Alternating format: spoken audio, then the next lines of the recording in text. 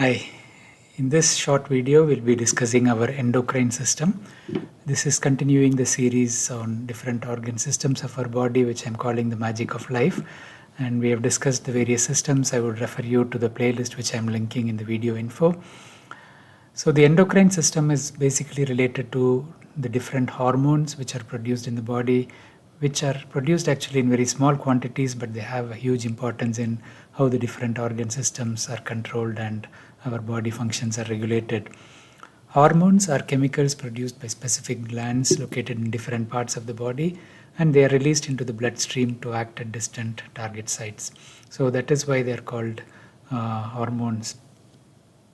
Steroid hormones are basically structurally steroid based, and we have different examples like the sex hormones, the adrenal hormones. The specific nature of the steroid hormones means they enter the cell through the fat membrane, and it can act at the nuclear receptor level. The other main group of hormone components are glycopeptide compounds, and these act on surface receptors like insulin, for example. So it's a closely related system. We have a feedback mechanism, we have controlling hormones which control the release of hormones, we have positive feedback mechanisms, we have negative feedback mechanisms. The reason such a crucial feedback mechanism is there because the hormones are very important for different body functions. So different disorders in the endocrine organs affect different systems, and they can have multiple impacts.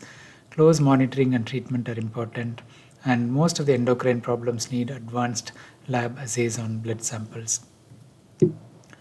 So this is a quick summary of the endocrine system. Obviously, there are slight differences in the males and the females, mainly related to the gonadotropic hormones and the gonad-related hormone productions. So the brain is a controlling system even for the endocrine system. We have the hypothalamus and the pituitary, which produce controlling hormones, and we have the thymus, which obviously is more an immune related product. We have the thyroid gland, we have the parathyroid glands. I mentioned that the kidney itself has some endocrine function, but the suprarenals or the adrenal glands are on top of the kidneys. And we have the ovaries in the female and the testes in the male, which are endocrine organs. So the important hormones, we have the pineal gland, which is vestigial, but it has very important function. Melatonin is a hormone produced in the pineal gland, and it is responsible for our biological clock, and some of our behavioral aspects come from the pineal gland as well. So the pineal gland is part of our limbic system, which controls our basic functioning or emotions. The pituitary gland produces many hormones. We have the anterior pituitary, which is the front part, and the posterior pituitary. The posterior pituitary actually gets its hormones from the hypothalamus, which is located just above the pituitary gland, and it is connecting neurologically by a connection, a pituitary stalk, and then the posterior pituitary. The posterior pituitary produces the antidiuretic hormone and oxytocin. The anterior pituitary produces FSHLH, which are the gonadotropic hormones. We have the thyroid stimulating hormone, we have the ACTH, and so on. Growth hormone and prolactin as well. So the actions are on various tissues, and the thyroid gland produces thyroxine. As I said, thyrotropin releasing hormone is released by the hypothalamus. The TSH, thyroid stimulating hormone, is produced by the pituitary, and there is feedback regulation to the thyroid, resulting in production of thyroxine. And the thyroid gland acts on many organ systems. In the growing young infants, it's very important for the brain development, and that's why hypothyroidism affects the brain as well. But it has an important role in body metabolism. That's why the hypothyroid individuals are heavy and so on. The adrenal glands are crucial for body function. They produce adrenaline and noradrenaline, the stress hormones, and we have the cortisol production as well, another stress hormone. We have the mineralocorticoids, which regulate the salt excretion and the renal function.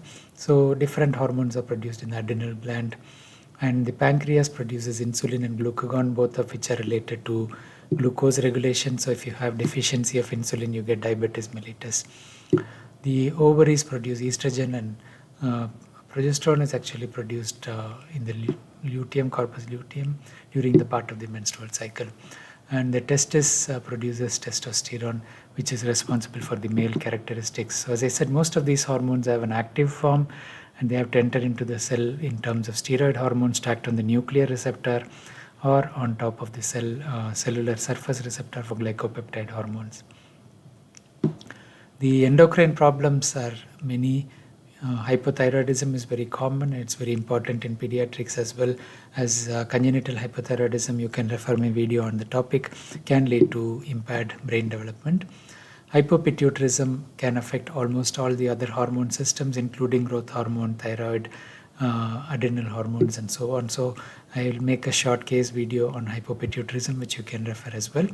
And diabetes mellitus is a very important problem. We have type 1 diabetes, which is related to a congenital abnormality in the way the pancreatic islet cells are produced, and type 2 diabetes, which is more of insulin resistance, where the tissues do not respond to insulin as well. In terms of adrenal, we have adrenal insufficiency. When it is acquired, it is Addison's disease. We have congenital forms, congenital adrenal hyperplasia, where we have abnormal hormone production due to enzyme defects. Cushing syndrome is where increased cortisol is present. It presents with hypertension, back, short stature, and so on. And hyperthyroidism is mostly autoimmune. Autoimmune disorders are more common in females, and you have prominent eyes, goiter in the neck, inability to tolerate heat, and so on. You usually have anxiety, heart rate is increased, sweaty hands. So if you have any concerns, we need to consult an endocrinologist. So next we will be discussing the skin and integumentary system. I hope this is useful. Thank you.